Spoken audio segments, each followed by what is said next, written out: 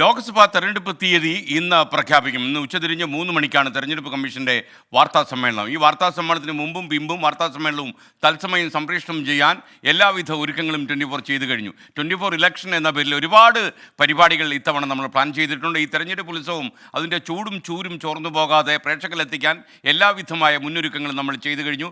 നമുക്കൊപ്പം തന്നെ തുടരുക. ഒരു നാടിൻ്റെ ന്യൂസ് ഡെസ്ക് എന്ന രീതിയിൽ നമ്മൾ അംഗീകരിക്കപ്പെട്ട് കഴിഞ്ഞ ഒരു സമയത്ത് പ്രിയപ്പെട്ട പ്രേക്ഷകരെ ഒന്ന് വിശ്വസിക്കാം, തെരഞ്ഞെടുപ്പ് സംബന്ധിച്ചുള്ള എല്ലാ കാര്യങ്ങളും ഇതിലുണ്ടാകും, അതായത് 24-ലുണ്ടാകും. ആന്ധ്രാപ്രദേശ്, അരുണാചൽ പ്രദേശ്, ഒഡീഷ എന്നീ സംസ്ഥാന നിയമസഭകളിലേക്കുള്ള തെരഞ്ഞെടുപ്പ് തീയതികളും ഇന്നറിയാം. ഇന്ന് ഉച്ചകഴിഞ്ഞ് 3 മണിക്ക് കേന്ദ്ര തെരഞ്ഞെടുപ്പ് കമ്മീഷന്റെ വാർത്താ സമ്മേളനം നടക്കും. ആർ രാധാകൃഷ്ണൻ മറ്റു വിവരങ്ങളുമായി ഡൽഹിയിൽ നിന്ന് ചേരുന്നു. Radhakrishnan, good morning. രാധാകൃഷ്ണൻ, ഒരുപക്ഷെ നമ്മൾ കണ്ണും കാതും കുറിപ്പിച്ചിരുന്ന ആ തീയതി അറിയാൻ പോവുകയാണ്. പറയൂ വിവരങ്ങൾ.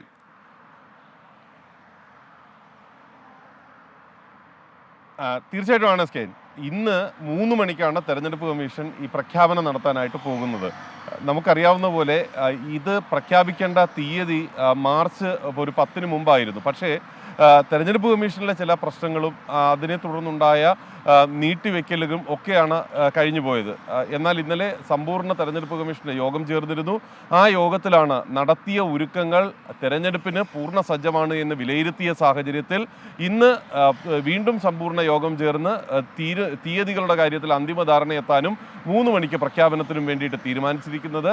ഏറ്റവും പ്രധാനപ്പെട്ട കാര്യം 2029 മുതൽ ഒരു രാജ്യം ഒരു തെരഞ്ഞെടുപ്പ് നടത്തണം എന്ന നിർദ്ദേശം നിലനിൽക്കുന്ന ഒരു സാഹചര്യത്തിൽ, അതുമായി ബന്ധപ്പെട്ട റിപ്പോർട്ട് രാഷ്ട്രപതിക്ക് സമർപ്പിക്കപ്പെട്ട സാഹചര്യത്തിൽ ഇന്നത്തെ തെരഞ്ഞെടുപ്പ് പ്രഖ്യാപനത്തിന് വലിയ പ്രത്യേകതയുണ്ട്. കാരണം തെരഞ്ഞെടുപ്പ് കമ്മീഷൻ ഇതുമായി ബന്ധപ്പെട്ടിട്ടുള്ള ചില സൂചനകൾ കൂടി നൽകുമെന്നാണ് നമുക്ക് അറിയാൻ സാധിക്കുന്നത്. നിലവിലുള്ള സാഹചര്യത്തിൽ ഏതാണ്ട് 7ഓളം ഘട്ടങ്ങളിലായിട്ടാണ് ഈ തെരഞ്ഞെടുപ്പ് നടത്താനായിട്ട് കമ്മീഷൻ തയ്യാറെടുക്കുന്നത് എന്നാണ് നമുക്ക് അറിയാൻ സാധിക്കുന്നത്. സ്കെയിനൊക്കെ അറിയാമായിരിക്കും. ഒരുപക്ഷെ ഈ 2004 മുതലുള്ള സമയങ്ങളിലൊക്കെ വരെയുള്ള സമയങ്ങളിലൊക്കെ ഏതാണ്ട് 4 ഘട്ടങ്ങളിലൊക്കെ ആയിട്ട് മാത്രമായിരുന്നു നമ്മുടെ തെരഞ്ഞെടുപ്പ് നടത്തിയിരുന്നത്. പക്ഷേ അതിപ്പോൾ ഓരോ വർഷം കഴിയും തോറും കൂടി ഇപ്പോൾ ഏതാണ്ട് കഴിഞ്ഞ തവണ 2019 നടന്നപ്പോൾ അത് 7 ഘട്ടം വരെ നടത്തേണ്ട ഒരു അവസ്ഥയിലേക്ക് വന്നു. ഇത്തവണയും ഈ ഘട്ടത്തിൻ്റെ എണ്ണം വർദ്ധിപ്പിക്കണം എന്ന ആവശ്യം നമ്മുടെ സുരക്ഷാ സേന, അർദ്ധസൈനിക വിഭാഗം മുന്നോട്ട് വെച്ചിട്ടുണ്ട്. പക്ഷേ കമ്മീഷനെ സംബന്ധിച്ച് ഈ 18ാമത്തെ സഭ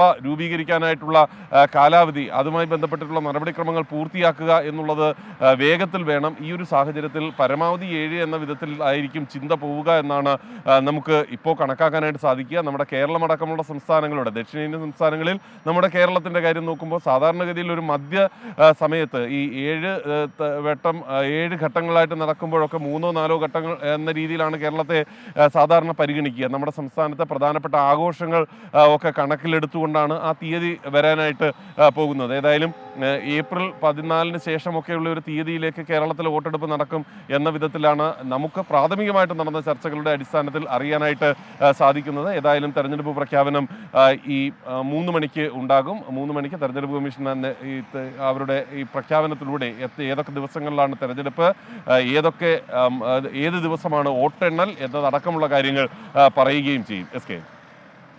ഓക്കെ, താങ്ക് യു രാധാകൃഷ്ണൻ. ചില പ്രേക്ഷകരൊക്കെ ഇന്നലെ എവിടെ പോയി കിടക്കുകയായിരുന്നു എന്ന് പറഞ്ഞു. കിടന്നതല്ല, ഇരുന്നതാണ്. പ്രിയപ്പെട്ട പ്രേക്ഷകർ, തലേന്നറിയാമെങ്കിൽ ഇന്ന് പറഞ്ഞുകൂടെ? അതും ഒരു KC ബാബു എന്നൊരു പ്രേക്ഷകൻ ചോദിക്കുന്നു. പറ്റിയതിലും ചില അഭിപ്രായങ്ങൾ പറഞ്ഞിട്ടുണ്ട്. ഞാൻ ഇന്നലെ രാത്രി നമ്മുടെ ഇലക്ഷൻ സ്റ്റണ്ട് രാത്രി 7 മണിക്കുള്ള പരിപാടി പറഞ്ഞിരുന്നു. ഇന്നലെ നമ്മുടെ കമ്പനിയുടെ ബോർഡ് മീറ്റിംഗ് ആയിരുന്നു.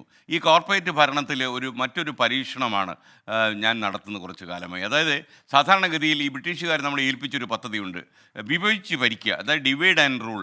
ഒരിടത്ത് 40 പേരുണ്ടെങ്കിൽ അവരെ 4 ഗ്രൂപ്പായിട്ട് തിരിച്ച് പരസ്പരം അടുപ്പിച്ച് അവരിൽ നിന്ന് കാര്യക്ഷമത പിഴിഞ്ഞെടുക്കുന്ന ഒരു രീതിയാണ് ഈ ഡിവൈഡ് ആൻഡ് റൂളിലൂടെ വെള്ളക്കാരൻ നമ്മളോട് പരീക്ഷിച്ചത്. നമ്മളിൽ ചില ആളുകളൊക്കെ, ഇപ്പോൾ മലയാളികൾ ഉൾപ്പെടെ പല ആളുകളും ഈ ഡിവൈഡ് ആൻഡ് റൂൾ പരീക്ഷിച്ച് പല കമ്പനികളും നടത്തുന്നുണ്ട്. എന്നാൽ നമ്മുടെ കമ്പനിയിൽ നേരെ തിരിച്ചാണ്. നമ്മുടെ കമ്പനി വളരെ സുതാര്യമായി മുന്നോട്ട് പോകും. നമ്മുടെ കമ്പനിയുടെ ബോർഡ് ഓഫ് ഡയറക്ടേഴ്സ് മീറ്റിംഗ് ഒക്കെ നമ്മുടെ ഓഫീസിൽ തന്നെയാണ് നടക്കുന്നത്.